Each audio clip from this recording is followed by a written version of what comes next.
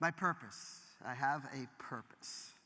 My purpose as a photographer has always been and is to see and to feel and to hear, and then focus on the breadth of humanity, those things that bind us, those similarities that bind us, rather than so often the social constructs that can result in the separation of us. Humans, we have this unbelievable and magnificent potential to hold each other's truths, and that is to hold each other's stories. And with this ability, it's critical that we can take the time and we can engage the empathy that it takes to hold those truths that are so often housed in the lives and the stories of those we see every day. 3 years ago, the world commemorated the 70th anniversary of the liberation of Auschwitz. And at that time, there were 24 recorded Holocaust survivors living in Richmond. And in collaboration with the Weinstein Jewish Community Center and the Richmond Symphony, I had the opportunity to photograph portraits of this courageous community. And going into this project, I realized there were two realities that I would have to consider. The first reality was that they were people between the ages of 80 and 98, people who had come to Richmond with nearly nothing, and they raised families, they built businesses, they were educated, they were self-made. The second reality that I had to consider was that they were survivors. Survivors who, when they entered the concentration camps, they were children. And when the liberation of Auschwitz occurred, they were still children. And for 70 years, they have lived with a trauma that is so painful, a trauma that is so vivid, a trauma that in many ways their young hearts and minds couldn't possibly understand. And they have spent their lives processing and holding this pain very differently, one from another. Simone Schwartz. When I first met Simone, she walked into the room, and immediately upon meeting, she emotionally escalated. She wanted to know if I was affiliated with the Nazi party. She assumed I was an SS soldier, and she demanded to know why I was there.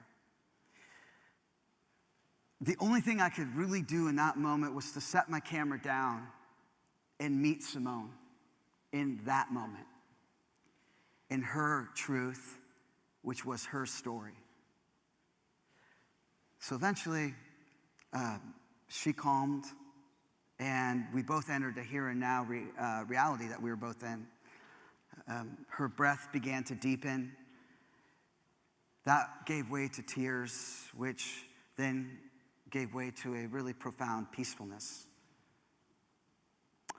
The curated and final image of Simone, that one person in that one moment, in many ways, represents the multiple truths that we all hold inside of ourselves, making up who we are at any given moment in time.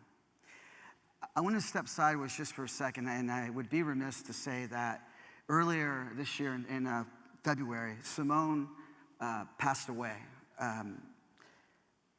And it was just an incredible privilege to be let inside the beautiful and complex truths that will forever be Simone Schwartz. This is Bud Burdecki. Now, when Bud entered the room, he was an entirely jovial character, funny, gregarious, irreverent. He pulls out of his wallet his Screen Actors Guild card, and he proceeds to tell me about the television shows, commercials, and movies he's been in. And as I look back upon it, I think it was all a diversion because I absolutely forgot why I was there. Until there was that moment where he sat down to adjust his sport coat, and I saw the concentration camp serial number tattooed into his arm, and I asked if I could photograph it. And without breaking character, he shook his head, and I So I began to photograph it, and I looked up moments later, and I could tell that the weight in Bud's eyes had shifted. The emotional state of Bud had shifted, and therefore the complexity of our relationship had shifted. In many ways, Bud had let us in. And it became my intention throughout the image to make sure I hold and I share that truth.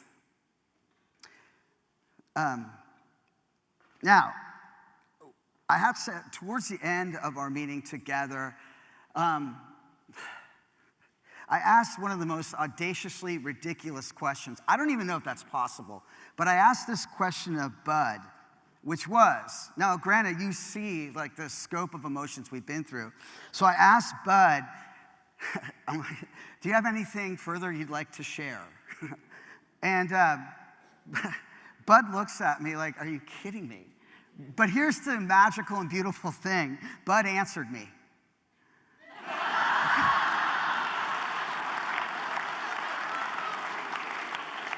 Now, I have no illusions that I've probably been called that before, but never has that been so poetic or symbolic. I will.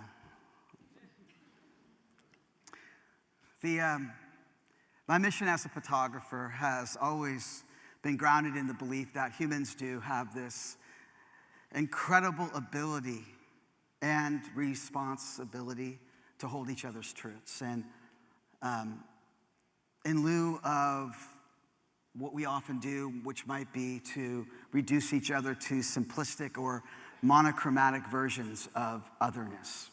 And much of what I learned and saw as a teacher really fortified this belief. In the late 90s, I was teaching at a continuation high school in East Oakland, California, where most of the students had either been dismissed or expelled from other schools. It's important to understand, though, at that moment in history, the binaries of Oakland and the San Francisco Bay Area were complex. That new economy of dot-coms and startups, that played an incredibly pivotal role in inner city education. If you were living there, there was a very real and a very palpable feeling of ambition that many were experiencing and enjoying from the prosperity of this tech boom. And that, in many ways, was the Bay Area's truth, as complex as it was. And if you were living there, like I said, it was intoxicating. Yet, that reoccurring and enduring truth, that story of inner city public education and its relationship to poverty, that didn't change. And in fact, in many ways, the heightened economic growth, prosperity, and population growth, it only created a further feeling of disenfranchisement for inner city public schools. It only created a further disenfranchisement for students, for families, for teachers. So it became my mission that the beauty and the truth of these young lives be seen. It became my mission that the beauty, truth, and complexity of these young lives be paid attention to with the same sense of equity and fervor we were watching the growth of a new economy in the Bay Area. So every day I would walk into my classroom with lesson plans in one hand and my camera in the other, snapping portraits when I could. And then on weekends, I would sneak into the local junior college's darkroom and I would produce these fiber-based black and white fine art images. And then I would take those images and I would hang them on the same cinder block walls in my classroom. My vision was simple and maybe even personal, and that was to reimagine the public school classroom as an art gallery with a permanent but rotating exhibition that presented the beauty, honesty, and complexity of these lives. The harder thing to measure was the impact of this over the course of time if every day these kids walked in to the classroom and these images were a representation of themselves and others and how they would feel about seeing themselves as fine art. What I do know is that the impact of this And what I experienced was that when the kids walked into the classroom, they were able to detach from an aggressive world, a world that was filled with fight or flight stimuli and their responses to it. And instead, they entered into a world of images that in many ways presented them more accurately, who they truly were internally. Beautiful.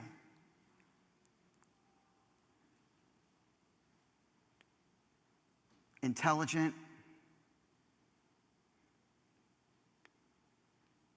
Courageous. Multifaceted.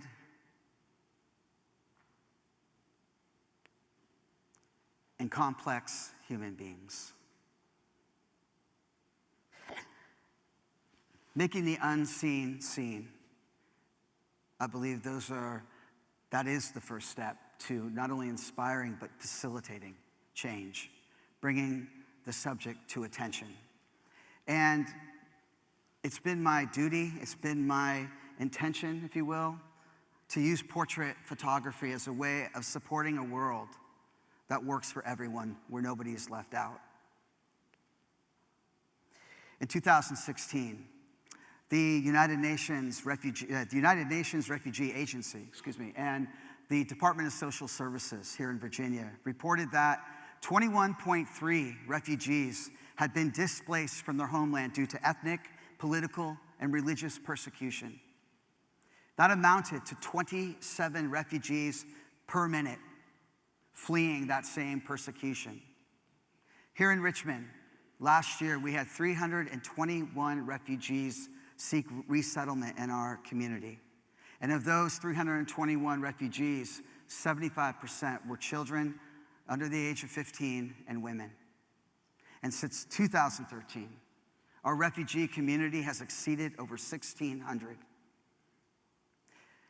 I have had the opportunity over the last 4 or 5 months to work with Kate Ayers, who is the executive director of ReEstablish Richmond. ReEstablish is a nonprofit that provides resettlement services for refugees. And I've traveled around encampments and religious services and citizenship classes and driver's ed classes. And I have photographed portraits of this refugee community. From the Republic of Congo,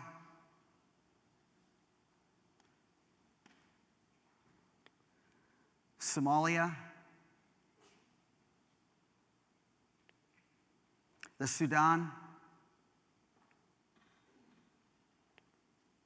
Ethiopia, Myanmar, Afghanistan, Iraq, and Syria. And like the multiple truths that inner city kids possess beyond what we often see, or the multiple truths that Holocaust survivors want to share beyond what we know, this global community of refugees that are living and working and thriving right here in our own backyard, in our community, are living so courageously in the face of such global uncertainty. When I first met this father, before he walked into the room, he had placed, if you will, his daughter in the arch of a doorway, positioning her so she could see him as we spent time together. And as he walked into the room, he held out his hands. We held out our hands together, and his voice was trembling, and he was shaking his head, indicating that he did not speak, nor did he understand English. And I remember that trembling voice, and I remember that he said 2 sentences that, like, even as I stand here right now, I'm still startled by his courage. And he said, "I speak Arabic, I am Syrian." He spoke those words for his daughter, who was still in the archway of a doorway watching him. He spoke those words for his wife, who could not be with him. He spoke those words for the community of refugees here. And he spoke those words for a collective family of refugees that are still in Syria. I asked the dad, at one point before he came in, I asked that before we took his portrait, if we could get a portrait of he and his daughter. And that was the moment that facilitated the shot. We were just two dads trying to figure out how we're gonna raise our daughters in this world.